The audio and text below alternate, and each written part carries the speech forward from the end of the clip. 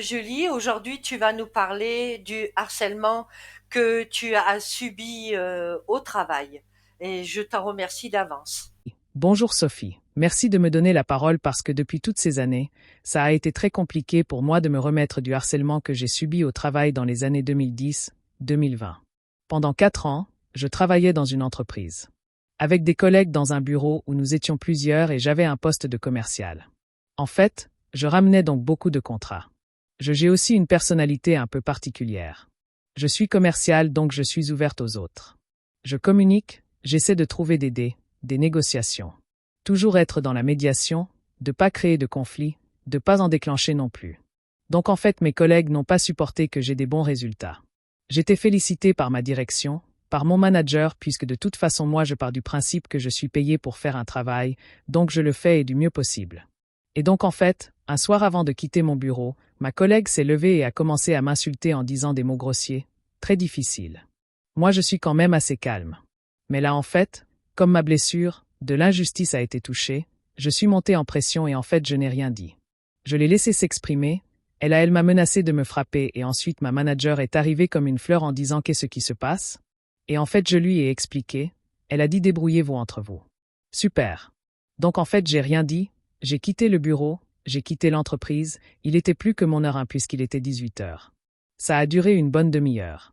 Dès le lendemain, j'ai fait un mail à ma direction avec en copie le PDG et ma manager et en fait ce mail est resté sans réponse. J'en ai fait 3 d'affilée.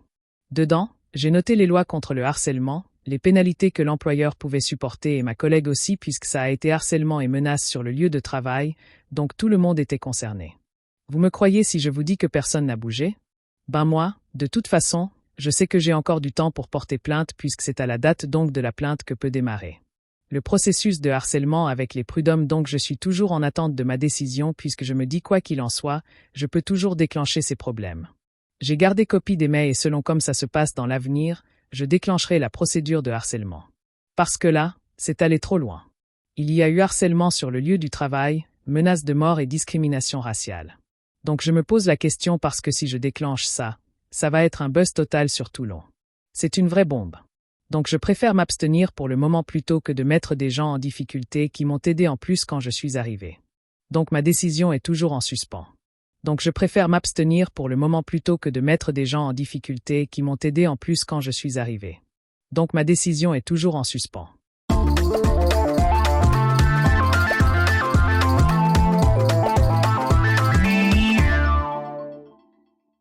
En seconde interview, vous allez entendre le témoignage de Robert qui a travaillé dans une station essence et qui a subi du harcèlement moral de la part de ses collègues ainsi que de son employeur. Bonjour Sophie et merci de me donner la parole aujourd'hui. Donc dans les début des années 2020, je travaillais dans une station essence sur l'autoroute direction Avignon et ça faisait déjà une petite année que j'y étais. Je m'entendais très très bien avec mes collègues qui étaient des femmes. 2 femmes qui étaient vraiment super. On en riait. C'était vraiment une très très bonne ambiance. Notre manager aussi était avec nous. Ça se passait super bien. En plus, quand il m'a embauché, moi j'ai un diplôme de restauration. Donc du coup, il a pu mettre les sandwichs en vente, etc. Donc le chiffre d'affaires a pratiquement doublé en quelques mois. Et donc en fait, une de mes collègues avec qui on s'entendait bien est en arrêt maladie suite à un problème. Voilà Physique X et donc mon patron décide d'embaucher quelqu'un pour la remplacer puisque l'arrêt maladie était de très longue durée. Donc cette personne a été envoyée par un organisme de travail. Je ne veux pas citer le nom, mais nous on a un doute. On pense qu'elle est arrivée par recommandée par quelqu'un. Et en fait ça a été le verre dans la pomme. Cette fille-là, cette jeune, quand elle est arrivée de Marseille en fait elle s'est imposée à nous. Elle nous a fait subir du harcèlement dans les paroles en allant répéter tout ce qu'on faisait à notre manager, à notre supérieur. Quand on préparait les sandwichs, les pizzas, c'est elle qui c'était son rôle d'aller acheter, donc les produits. Elle ne ramène pas les produits qu'il fallait. Donc nous on était impactés dans notre production et des clients aussi. Elle ne faisait pas le ménage des locaux, elle ne faisait pas les rayons. Elle prenait des pauses quand elle voulait. Quand les clients arrivaient, elle discutait et elle quittait sa caisse comme ça. Donc comme on était toujours en binôme, en fait, c'était toujours moi qui étais obligé de la remplacer parce que les clients râlaient puisqu'il y avait personne à la caisse. Et donc en fait pendant des mois, ça a duré exactement 3 mois. Pendant 3 mois au quotidien, Ça a été l'enfer. Donc nous, on a prévenu notre manager dès le départ qu'elle nous faisait ça. Et nous, notre supérieur, en fait, il a rien fait. Alors nous, on s'est posé la question, qu'est-ce qu'on fait? Qu'est-ce qu'on fait pas? Et donc, pour pouvoir avoir un moyen de pression, on s'est mis en arrêt maladie. D'un commun accord, donc sur 4 personnes employées dans la station essence, elle s'est retrouvée toute seule avec notre responsable à assumer le travail de 4. Et donc, pendant une semaine, nous 3, on a quitté notre travail pour les laisser se débrouiller tout seuls. Mais quand on est revenu en décalé, bien sûr pour Pâques, c'est l'ère on va dire, d'une coalition. Donc en fait, tous les 2 ils se sont mis d'accord pour nous virer tous les 3. Voilà. C'est pour ça que nous on pense qu'elle a été recommandée par quelqu'un de son entourage parce que lui, tout ce qu'elle disait, il était bouche bée ou il y avait de la pression derrière. Mais on va là. Je veux pas faire de suppositions parce que c'est pas bien. Donc soit il y avait une pression, soit il y avait une négociation ou un accord entre eux pour nous virer à tous les 3. Et donc en fait, moi il a essayé de me faire partir de l'entreprise en volant 200 € dans la caisse. J'ai un client qui est arrivé avec un vrai billet de 200 €. Les beaux billets verts bien sûr. Il était bon, je l'ai passé. Etc. La machine. Et en fait, quand j'ai fait ma caisse, je l'ai signalé, j'ai pris des photos, etc. Je sais pas, j'ai eu un doute. Mon instinct, il s'est installé. J'ai pris des photos de ma caisse. Le billet quand est-ce que quand je le remettais dans le sac, quand j'ai mis le sac derrière ma collègue qui était avec moi. Elle est venue avec moi. Elle a tout fait avec moi en tant que témoin et malgré ça, j'ai été licencié pour faute grave. Erreur de caisse. Donc moi, quand j'ai été licencié, je me suis défendu. J'ai envoyé les photos à la direction qui était à l'époque à Paris. J'ai tout envoyé et personne n'a bougé. On nous a virés. Moi, on m'a viré pour licenciement faute grave. Erreur de caisse puisqu'il avait volé 200 €. J'ai toutes les vidéos, j'ai tout qui prouve que j'avais tout mis dans le sac et le témoignage. De ma collègue, donc entre le coffre et lui, il y avait personne. Et entre lui et la banque, il y avait personne. Donc le billet, il est bien parti quelque part dans la poche en tout cas de quelqu'un. Bref, et à la suite à ça, la direction, elle n'a absolument rien fait. Donc là, mes collègues, comme elles ont été aussi licenciées pour faute grave, faut pas oublier que le licenciement pour faute grave s'est mis à pied de suite sans salaire, l'entretien et ensuite le licenciement. Donc on part juste avec nos congés payés et la paye en cours, donc c'est tout bénef pour l'employeur. Et donc on a été 3 à être licenciés en l'espace de 5 mois. Mes 2 collègues aussi pour licenciement pour faute grave. Vous savez quand les employeurs ils veulent trouver une faute et vous licencier, ils trouvent-ils vont pas chercher loin d'accord? Des retards de 2-3 mines. Ça suffit une pause grignotée, ça suffit donc un mot de travers ou une petite vanne envoyée à un client. Ça suffit. Le licenciement pour faute grave, si on veut, on trouve. Donc voilà, Sophie, c'était mon petit témoignage pour prévenir donc tous les gens qui sont au travail qu'on fait le licenciement pour faute grave. Il peut tomber n'importe quand et toujours à l'avantage de l'employeur. Donc nous on a formé notre petite équipe et on a déposé plainte au prud'homme. Mais en fait, comme ils n'ont pas, le juge n'a pas pu trancher puisque le billet n'a jamais été retrouvé. En tout cas concernant mon affaire. Donc ça a été un non-lieu. Voilà donc même avec des preuves, des vidéos, mes collègues pareils. On s'est porté solidaires, on a été très solidaires entre nous 3. On a pris un avocat, on s'est débrouillé, on a monté tous les dossiers. On a été bien accompagné juridiquement parlant par un délégué syndical, en fait ça aboutit à rien non-lieu. On a eu tort même devant les prud'hommes.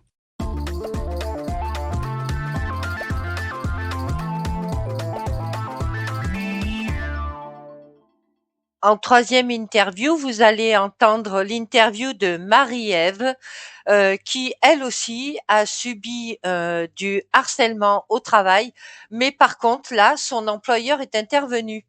Bonjour Marie-Ève. Bonjour Sophie et merci de me donner aussi la parole aujourd'hui, comme les gens que j'ai rencontrés tout à l'heure. Merci beaucoup. Donc effectivement, moi j'ai été victime de harcèlement au travail. J'ai un de mes collègues qui ne m'appréciait pas du tout. Mais bon, moi je suis plus jeune. J'ai 28 ans, mon collègue avait une quarantaine d'années, ça faisait des années qu'il était là et donc en fait, c'était un peu le leader de toute l'entreprise. Tout le monde allait dans son sens. Tout le monde lui faisait des courbettes, etc. Donc en fait, un jour, il me sert là un café. Et donc suite je prends mon café et je trouvais qu'il avait un drôle de goût, donc j'ai rien dit, j'ai posé la tasse, il m'a dit tu le bois pas, j'ai dit non il est trop chaud, je patiente, je boirai tout à l'heure et il est parti, j'ai jeté mon café peut-être quelques jours après rebelote, il revient, tiens Marie-Ève, je t'ai fait un café, je sais que t'aimes bien ça, tiens Marie-Ève, je t'ai fait un café, je sais que t'aimes bien ça. Et donc pareil, le café a un drôle de goût, je dis rien, j'ai merci, me dis-tu comme la der à la fois d'avant tu le bois pas? Non, je le bois plus tard et pouf j'ai jeté aussi ce café et ça s'est reproduit peut-être un mois après.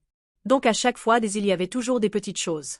Il était toujours là mais il me portait attention sans me porter attention et un bon mois après il me ramène un café donc pour la troisième fois et pareil il y avait un goût étrange mais cette fois-ci je l'ai pas jeté donc toujours pareil. Allez on part en réunion, je laisse mon café sur la table, je m'en vais et ma collègue de bureau mais tu me dis que le café il a un drôle de goût? Moi je le bois tout le temps, je le trouve bon, tu devrais l'emmener à analyser mais ça coûte cher, faut payer tout ça. Donc en fait on a cherché quelqu'un, on lui a expliqué pourquoi c'était et on a trouvé donc.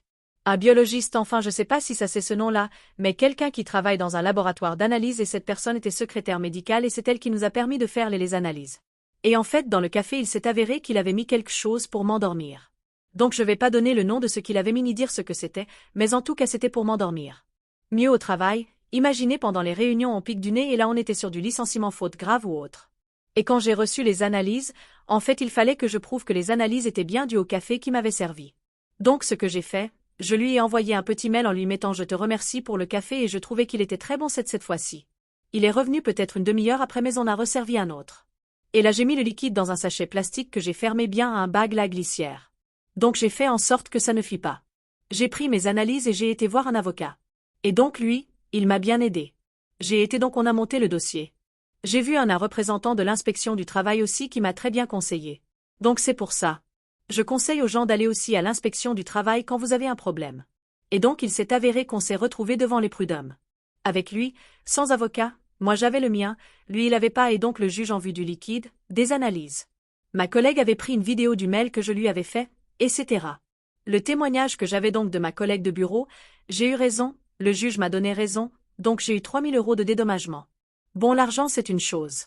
Enfin je vous signale quand même que depuis j'ai toujours pas eu un euro lui il a été condamné à 2 ans de prison ferme avec sursis donc le bracelet électronique et il a été licencié lui aussi donc pour faute grave. Plus d'autres faits qui sont venus dessus au niveau du code pénal. Donc à 40 ans il se retrouvait mis à pied sans salaire pendant des mois. Mais on n'a jamais su quelle intention. Il avait derrière ce café où il y avait un produit pour dormir. Donc là mon employeur, franchement, il a été super parce que quand je lui en a parlé tout de suite, il a été réactif. Il a demandé aux autres femmes si elles avaient eu un café, si elles avaient eu des effets secondaires. Il a mené sa petite enquête avec quelques-uns des responsables et en fait, il s'est avéré que j'étais victime. Donc moi je suis restée dans l'entreprise, j'ai même été promue. Voilà la grosse blague. J'ai même été promue. Et lui par contre, il a été viré et ils ont fait en sorte qu'il ne soit pas rembauché dans la ville à l'époque où on habitait. Donc on était dans le Jura et il a été rembauché nulle part. Et quelques années après, j'ai appris qu'il avait carrément quitté la France. Donc voilà. Je te remercie Sophie. Je voulais donner ce petit espoir aussi parce que j'ai entendu mes collègues avant que malgré les harcèlements, il y a quand même des employeurs qui réagissent et qui en plus font de la reconnaissance positive. Donc voilà mon petit témoignage et merci de m'avoir donné la parole.